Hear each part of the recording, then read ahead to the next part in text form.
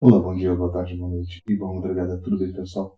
Eu espero que seja tudo bem com cada um de vocês. Quando não é filme de drama, nós falamos aqui sempre de um filme de terror. E dessa vez não será diferente. No vídeo de hoje eu quero conversar um pouco com vocês sobre o primeiro filme dirigido por Hideo Nakata. Para quem não se ligou, este rapaz é quem dirigiu a série de sucesso Ringo, ou para os mais íntimos, O Chamado, que tivemos inúmeros animes. Não podemos esquecer também de outro grande filme deste diretor, que é o Água Negra. Gostaria de comentar com vocês é que vendo este filme eu percebi o quanto eu gosto desse tipo de filme. Não sei se eu poderia classificar como filme B, ou até mesmo de baixo orçamento, mas estes filmes feitos exclusivamente para a televisão eu realmente gosto e realmente me impressiono. Um grande exemplo recente foi o vídeo que eu fiz de Long Dream, uma adaptação do grande Junji. E se você ficou curioso, vou deixar um card aqui em cima para vocês conferirem. O filme em questão que nós iremos conversar hoje é Curse, Death and Spirit, uma antologia de 3 histórias de fantasmas. Eu convido a assistir o vídeo e também se inscrever no canal. Olá, boa noite, pessoal, tudo bem com vocês? O meu nome é Marcelo e vocês são cineastas.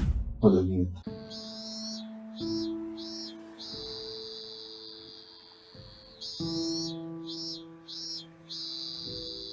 Curse, Death and Spirit, Oração em Inglês Tribuna, é um filme para televisão japonês do ano de 1992 com direção de Hideo Nakata. No filme nós acompanhamos 3 histórias de fantasma. O primeiro conta a história de uma adolescente que sonha com uma boneca assombrada. O segundo, uma mãe viúva, leva seu filho para um acampamento para ajudar a esquecer a morte de seu pai. O último conta a história de 3 amigas adolescentes que vão de férias para uma pousada mal assombrada. Então, como eu disse, eu gosto desses filmes de baixo orçamento, por assim dizer. Eu gostei deste em especial porque a versão que eu vi estava meio que um VHS rico, então deu aquele melhora no clima, meio que um clima nostálgico. Não podemos dizer que este filme é uma grande obra de arte ou realmente assustador, como outros filmes de Hideo Nakata que também tiveram grandes repercussões aqui no ocidente. Até porque, por ser um filme para televisão, todos os recursos são escassos. Mas não seja por isso que não podemos tirar um pouquinho de proveito desta obra. O que eu quero agora é propor uma pequena reflexão com vocês. Neste início do trabalho de Hideo Nakata, nós podemos ver alguns traços que o diretor iria adotar ao longo de seus trabalhos posteriores. Não podemos esquecer também sobre as inspirações em histórias antigas de fantasmas do Japão, algo que acontece praticamente desde a história do cinema japonês. O que muda são como as histórias são contadas de acordo com o período de tempo.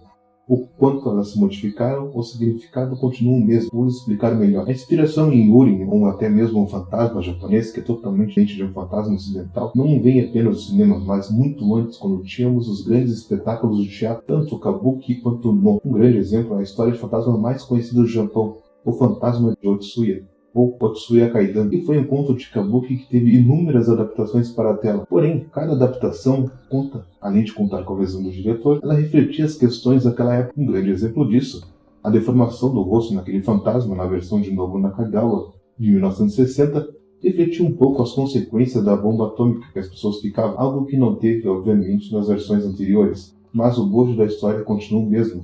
É a história de um espírito vingativo. Só para terminar os exemplos, e também não posso deixar de fora, é o grande filme, um clássico de cinema de terror japonês, que é o Contos da Lua Vaga de Kenji Mizoguchi. Como dito, no filme nós temos 3 histórias. Como é um filme pequeno, só tem praticamente 1 hora de duração, as histórias parecem que correm com soluções rápidas, mas isso em uma primeira análise. O que é legal é que a narrativa é fragmentada, sempre com aquele mistério nunca parece ser o que realmente é. Não podemos esquecer também um ponto muito importante no J-Horror, é que todas as histórias elas envolvem relações. As 2 primeiras são relações familiares, muito presentes no J-Horror, a questão da quebra da rotina familiar por causa dos segredos que nunca foram contados ou querendo superar algo no momento presente, ou indo mais fundo, o perigo mora dentro de casa. Já falei inúmeras vezes sobre isso aí quando eu fiz alguns vídeos relacionados ao J-Horror ou até mesmo o horror asiático em geral. Já na nossa última história, nós temos 2 amigas em uma pousada amaldiçoada, que antigamente era uma casa, novamente que temos um conflito familiar. Vamos agora conversar um pouco sobre cada história. A primeira história tem uma boneca amaldiçoada que foi possuída pelo espírito de uma menina que retorna para assombrar a sua irmã mais velha e não tinha nenhuma lembrança dela. Aqui temos aquela típica boneca tradicional japonesa e que sempre tem um conto assustador em relação a ela. Um grande exemplo é aquela boneca que ainda cresce os seus cabelos. A segunda história, chamada Espírito das Montanhas, é uma história mais sólida. É que nós temos um caso interessante que eu irei compartilhar com vocês. A história começa com um senhor que estava morrendo e estava no quarto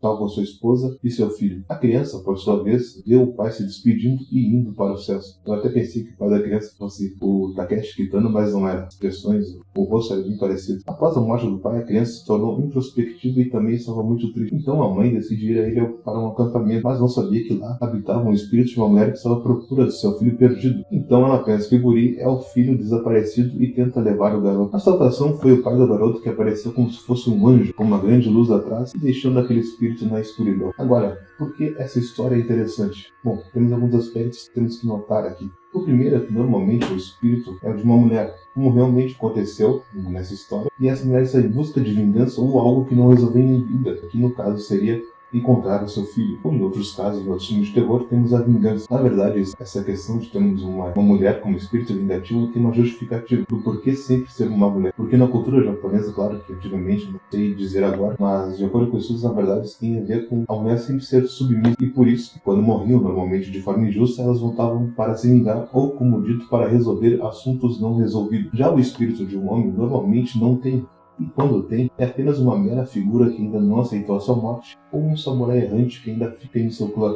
Mas, na nossa história, o pai do garoto apareceu como uma salvação, algo que normalmente nós temos no ocidente, por assim dizer, as religiões ocidentais, algo que não temos muito na religião oriental. Esse ponto ficou bem interessante no filme. Na última história, temos 3 amigas que estão filmando sua ida a uma pousada tradicional. Elas pensavam que estavam apenas uma simples pousada, mas aquela casa tinha um passado sombrio. E interessante aqui, não sei se posso dizer que é uma mistura de fonte footage com o normal, mas o uso dela usando uma câmera de vídeo foi uma grande jogada, e sabemos que no futuro o grande diretor iria se inspirar muito nisso com o nascimento de Ringo, não apenas com o uso de uma câmera, mas o fantasma em toda sua forma tradicional, com longos cabelos negros e um longo vestido branco. Para finalizar, este filme é muito bom e bem interessante quando a gente conhece os pequenos detalhes que eu acabei de explicar para vocês. Se eu fosse ver, saber pequenos detalhes, talvez eu iria achar uma obra meio ruim. Como eu ando dizendo, né, a gente tem que aprender a ver o cinema, conhecer um pouco dele. Claro que não podemos esquecer que um dos grandes objetivos da 7ª arte é justamente o entretenimento. Mas para nós, que temos uma cultura totalmente diferente da oriental, é bom a gente saber um pouquinho desses detalhes. Fazem toda a diferença quando vamos ver algum filme. E não precisamos ser nenhum crítico de cinema nem nada. Apenas observar e também, o mais importante, se questionar. Por exemplo, o porquê aquele fantasma tem aquela forma, longos cabelos negros e também um longo vestido branco. Qual a motivação dele?